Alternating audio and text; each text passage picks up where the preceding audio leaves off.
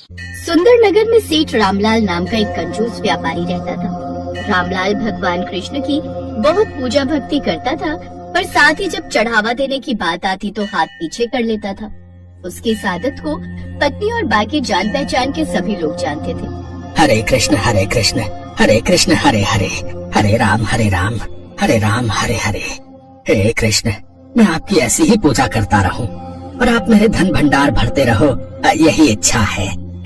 जय श्री कृष्ण। कभी प्रभु को एक दमड़ी भी चढ़ा दिया करो, जब देखो सूखे मुई नाम लेते रहते हो। कभी सोचा है कि भगवान से इतना कुछ मांगते हो तो बदले में कुछ चढ़ावा भी चढ़ा दो? तुम तो महाकंजूस भक्त हो। अरे सुलोचना, भगवान भक्ति के भूखे हैं, उन्हें धन दौलत का कोई लालच नहीं होता, इसीलिए तो मैं केवल उनका नाम ही लेता हूँ। बेटा, बाबा को कुछ मिलेगा? वृंदावन जा रहा हूँ, तुम्हारे लिए भगवान से प्रार्थना करूँगा। अरे बाबा, मैं जानता हूँ आप वृंदावन जाने के लिए मेरे से बस का किराया वसूलने आए हो। आपने सोचा श्री कृष्ण के नाम के बहाने आप मेरे से भिक्षा ले लोगे, पर मैं आपको कुछ नहीं दे सकता। मैं दान पुण्य में विश्वास नहीं रखता। बेटा, मैंने तो तुम्हें श्री कृष्ण का नाम लेते हुए सुना था, सोचा कि इस घर से मैं खाली हाथ नहीं लौटूंगा। अरे सुलोचना, बस करो। एक चम्मच दूध में बस 2 दाने चीनी के डालो। अरे महंगाई बहुत बढ़ गई है भाग्यवान। भगवान ने कौन सा दूध चीनी पीना है, वो तो बस नाम के लिए भोग है। भगवान तो भाव के भूखे हैं। तुम तो मुझे लुटवा ही दोगी। लाओ दूध का लोटा और चीनी मुझे दो, मैं खुद कटोरी में डाल लूंगा। लाओ।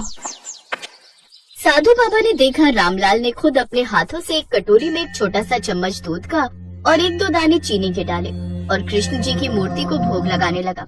साधु बाबा समझ गए कि अत्यधिक कंजूस स्वभाव वाले रामलाल के ऊपर ये कहावत बिल्कुल सही बैठती है कि चमड़ी जाए पर दमड़ी न जाए। अरे, तुम तो भगवान कृष्ण को दूध का भोग लगाकर फालतू का खर्च कर रहे हो। अब दूध चीनी का तो भोग लगाना ही पड़ता है। ये देखो कितना दूध और कितनी चीनी है। 1 चम्मच में 1 चुटकी चीनी है। अब ये तो करना ही पड़ेगा। अब ये खर्च बंद थोड़ी हो सकता है। बिल्कुल बंद हो सकता है। मेरे पास उपाय है जिससे तुम इस खर्चे से भी छूट सकते हो। अच्छा, ऐसा कोई उपाय है जिससे मैं ये खर्चा भी ना करूं? तो मेरा कितना धन बच जाएगा? बताओ बाबा, ऐसा क्या उपाय है? ठीक है, तो मैं बताता हूँ।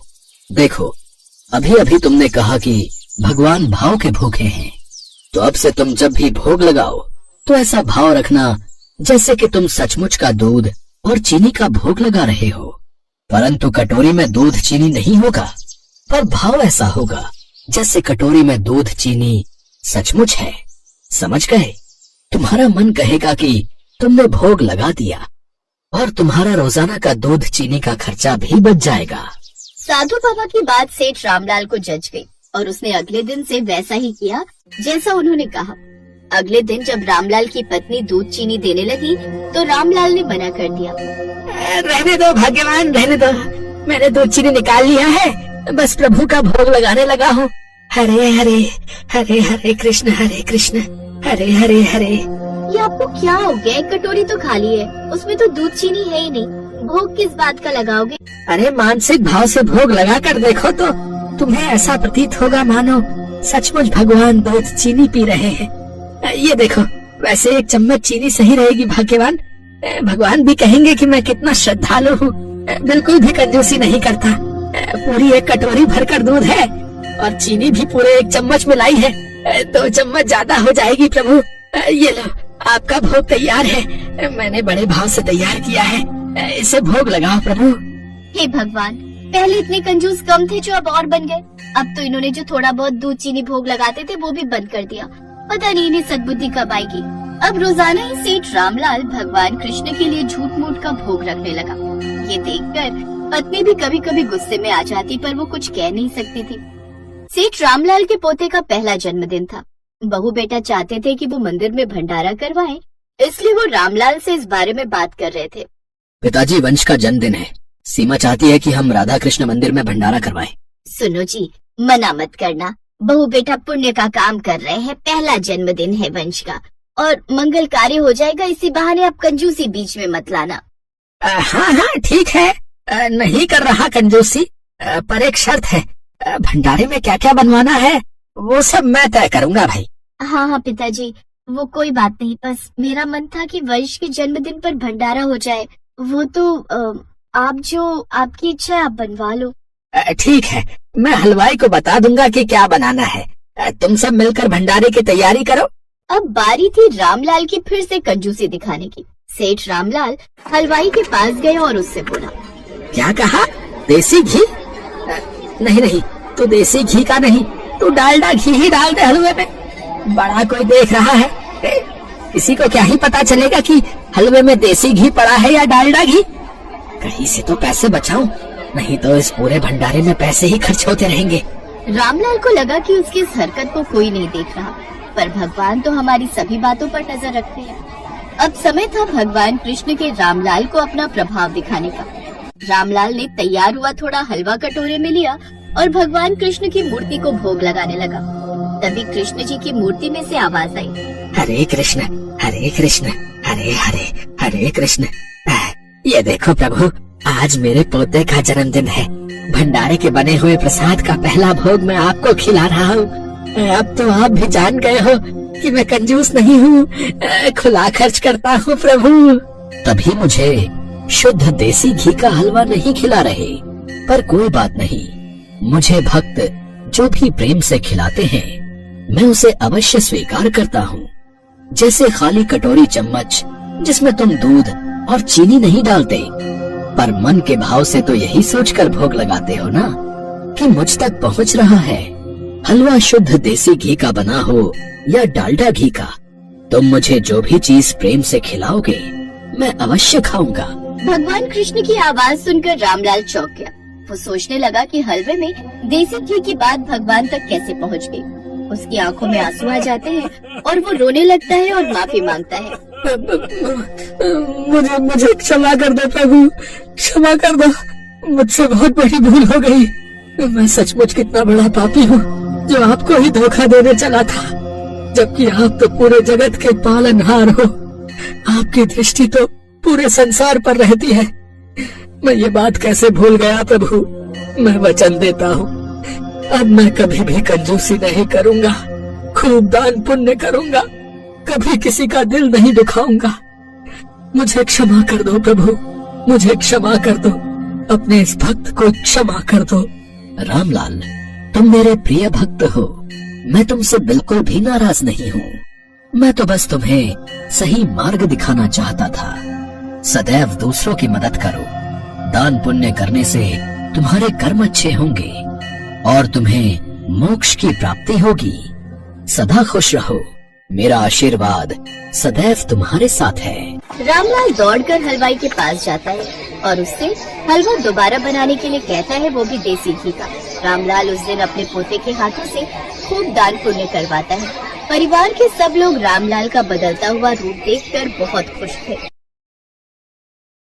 एक समय की बात है, किसी गांव में एक सेठ सेठानी रहा करते थे। सेठ भगवान गणेश जी का बहुत बड़ा भक्त था और सदैव उनकी पूजा करता था। वो कभी भी कोई भी काम करने से पहले भगवान को याद करना कभी नहीं भूलता था। एक बार भगवान गणेश जी रूप बदलकर सेठ के खेतों से गुजर रहे थे। बहुत भूख लगी है, कुछ खा लेता हूँ। ये तो उसी सेठ का खेत है जो नियमित मेरी पूजा करता है। भूख बहुत जोरों की लगी है, गेहूं के कुछ दाने तोड़कर खा लेता हूँ। गणेश जी ने सेठ के खेत से गेहूं के 12 दाने तोड़कर खा लिए। फिर उन्होंने सोचा, मैंने ये कैसी भूल कर दी। मैंने सेठ से बिना पूछे ही उसके खेतों से गेहूं के दाने खा लिए। ये तो चोरी हुई और इस बात का दंड मुझे स्वयं भोगना होगा। गणेश जी ने एक साधारण लड़के का रूप धारण कर लिया और फिर सेठ के पास पहुंचे। नमस्ते सेठ जी, मेरा नाम गणेशा है।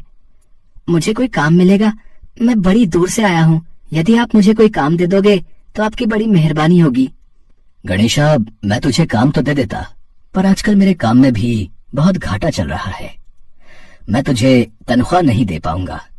हाँ, मेरे पास तुझे 2 वक्त की रोटी और रहने की जगह मिल जाएगी। ठीक है सेठ जी, मैं सारा काम कर लूंगा, आप चिंता मत करो। धीरे धीरे गणेश जी नौकर के रूप में सेठ के घर नौकरी करने लगे। वो घर और दुकान का सारा काम संभाल लेते थे, जिससे सेठ बहुत खुश था। एक दिन सेठानी जब शौच से निवृत्त होकर अपने हाथ राख से धो रही थी, तो नौकर बने गणेश जी ने सेठानी को टोका। सेठानी जी, जब तक हम अपने हाथों को मिट्टी से नहीं धो लेते तब तक वो स्वच्छ नहीं होते, इसलिए आप अपने हाथों को राख की जगह मिट्टी से धोया करिए। तू एक नौकर होकर मुझे समझाएगा? तेरी हिम्मत कैसे हुई? मैं अभी तेरी शिकायत सेठ जी से करती हूँ। सुनो जी, मैं जब शौच से निपट कर आई और अपने हाथ राख से धोने लगी तो गणेशा ने मुझसे कहा कि मैं अपने हाथों को मिट्टी से धोया करूं।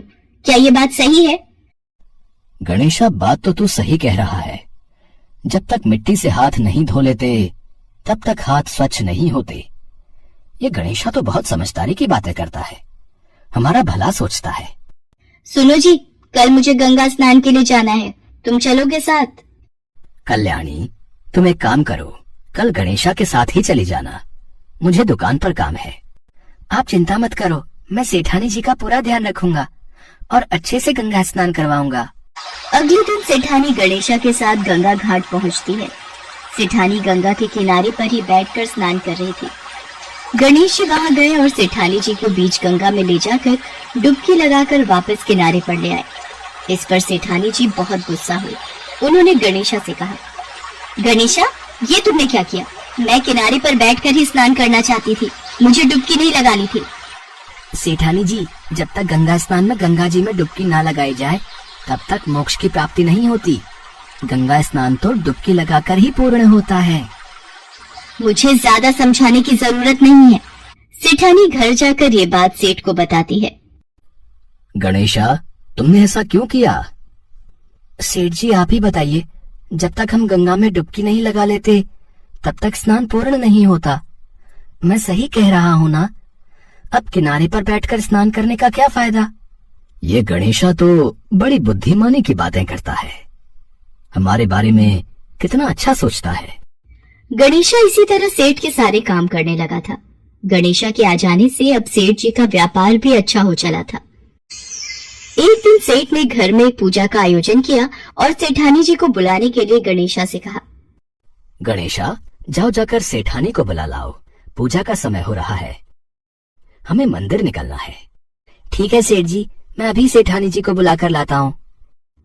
गणेशा सेठानी को बुलाने चला जाता है। अरे सेठानी जी, आपने ये काली साड़ी क्यों पहनी हुई है? आप पूजा में काली साड़ी ना पहनकर लाल रंग की साड़ी पहन लो। पूजा में लाल रंग शुभ माना जाता है। मैं काली साड़ी ही पहनूंगी, अब मैं कपड़े बदल चुकी हूँ, मैं दोबारा तैयार नहीं होंगी। और तुम मुझे इस तरह से उपदेश देने वाले होते कौन हो? मैं अभी सेठ जी से जाकर तुम्हारी शिकायत करती हूँ। सेठानी सेठ के पास जाती है और सारी बात बताती है। ये बातें हमें याद नहीं रहती, गणेशा ठीक ही कह रहा है। पूजा कार्य में लाल रंग सचमुच शुभ माना जाता है। एक काम करो, तुम लाल रंग की ही साड़ी पहनाओ। ये गणेशा तो हर वक्त हमारी अच्छाई के बारे में ही सोचता है, वरना कौन आजकल किसी की भलाई सोचेगा। ऐसे ही दिन बीत रहे थे। एक दिन सेठ ने घर में गणेश पूजन का आयोजन किया हुआ था। गणेशा मूर्ति के स्थान पर बैठ जाता है। ये देखकर सेठ को गुस्सा आ जाता है। गणेशा, ये कहाँ की समझदारी है? मैं तो समझता था तुम बहुत समझदार हो, बड़ी बड़ी ज्ञान की बातें करते हो, और खुद ही अज्ञानी बनकर उस स्थान पर बैठ गए हो जहाँ गणेश जी की मूर्ति का स्थान है। अच्छा, फिर तो मैं बिल्कुल सही स्थान पर बैठा हूँ। देखते ही देखते गणेशा भगवान गणेश के रूप में आ जाते हैं। प्रभु, आप स्वयं एक नौकर के रूप में हमसे बहुत बड़ी भूल हो गई प्रभु, हम आपको पहचान नहीं पाए, हमें क्षमा कर दो भगवान। हे प्रभु, मैंने ना जाने आपको नौकर समझकर कितना कुछ कह दिया, मुझे क्षमा कर दो प्रभु। तुम दोनों व्यर्थ ही परेशान हो रहे हो। मैं तो स्वयं तुम्हारे घर में नौकर बनकर आया था। मैंने तुम्हारे खेत से गेहूं के 12 दाने चुरा कर खा लिए थे, इसीलिए मैं उसका ऋण चुकाने तुम्हारे घर नौकर बनकर आया था। मेरा आशीर्वाद सदैव तुम पर बना रहेगा। तुम्हारे घर में धन, वैभव, समृद्धि की कभी भी कमी नहीं होगी। इतना कहकर भगवान गणेश अंतर ध्यान हो जाते हैं। उस दिन के बाद से सेठ सेठानी के घर में खुशियों के भंडार भरे रहते हैं।